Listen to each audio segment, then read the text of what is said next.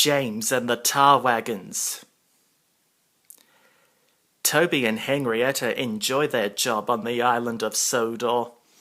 Every morning they take the workmen to the quarry and they often meet James at the junction. Toby and Henrietta looked very old-fashioned. They were shabby and needed new paint when they first came, and James was rude whenever he saw them.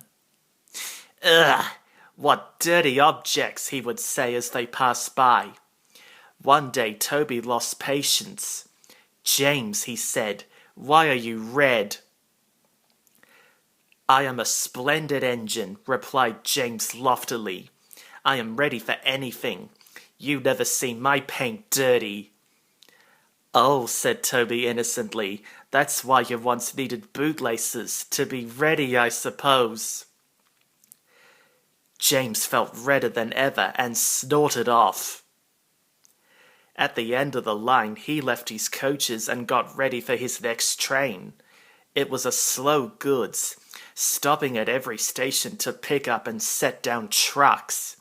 James hated slow goods trains. "Dirty trucks from dirty sidings," he grumbled. Starting with only a few, James picked up more and more trucks until he had a long train. At first the trucks behaved well, but James bumped them so crossly that they soon decided to pay him back.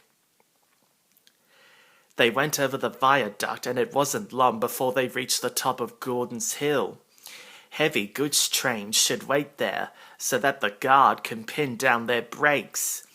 This stops the trucks pushing the engines too fast as they go down the hill. James had had an accident with trucks once before on Gordon's Hill. He should have remembered this. "Wait, James, wait," said his driver. But James did not wait. He was too busy thinking about what he would say to Toby when they next met. "Hurrah, hurrah," laughed the trucks. They banged their buffers and pushed James down the hill.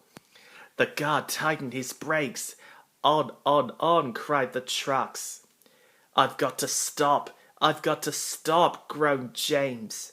They thundered through the station and lurched into the yard. There was a crash, and something sticky splashed all over James. He had run into 2 tar wagons and was black from smokebox to cab. He was more dirty than hurt, but the wagons and some trucks were broken to pieces. The breakdown train was in the yard, and they soon tidied up the mess. Toby and Percy were sent to help, and came as quickly as they could. "Look there, Percy," said Toby. "Whatever is that dirty object?" "That's James," replied Percy. "Didn't you know?" "Well, it's James's shape," said Toby. "But James is a splendid red engine, and you never see his paint dirty." James pretended that he hadn't heard. Toby and Percy cleared away the unhurt trucks and helped James home. The fat controller came to meet them. "Well done, Percy and Toby," he said, smiling. He turned to James. "Fancy letting your trucks run away. I am surprised. You're not fit to be seen. You must be cleaned at once," he said. "And Toby, you shall have a new coat of paint. Chocolate and blue, I think." "Please, sir, can Henrietta have one too?" asked Toby. "Certainly, Toby," said the fat controller. "She shall have brown like Annie and Clarabelle." Toby smiled. He knew that Henrietta would be delighted, and he ran off happily to tell her the good news.